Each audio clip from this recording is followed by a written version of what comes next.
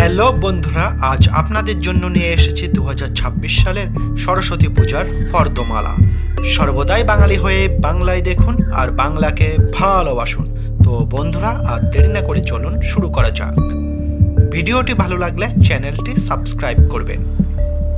সরস্বতী পূজার ফর্দমালা: সিন্দুর, পুরোহিত বরণ একটি, তিল একটি, হরিতকি একটি, পঞ্চগৌরী, পঞ্চগব্য, পঞ্চরত্ন, পঞ্চশস্য ও পঞ্চপল্লব, ঘট একটি, কুণ্ডহারি একটি, তেকাঠা একটি, দর্পণ একটি, তীর চারটি, ঘটাচ্ছদন গামছা একটি, বরণ ডালা একটি, সশেষ ডাব একটি, একশরা আতপদণ্ডুল, পুষ্প, দুব্বা, তুলসী ও বিল্বপত্র, ধূপ, দীপ, ধুনা, আসনঙ্গরি তিনটি, মধুপর্ক বাটি তিনটি, নৈবেদ্য চারটি, কুচা নৈবেদ্য একটি, সরস্বতীর শাড়ি একটি, বিষ্ণুর ধুতি একটি, লক্ষ্মীর শাড়ি একটি, চন্দ্রমাল্য একটি ও পুষ্পমাল্য একটি, বিল্বপত্র মাল্য একটি, থাল একটি,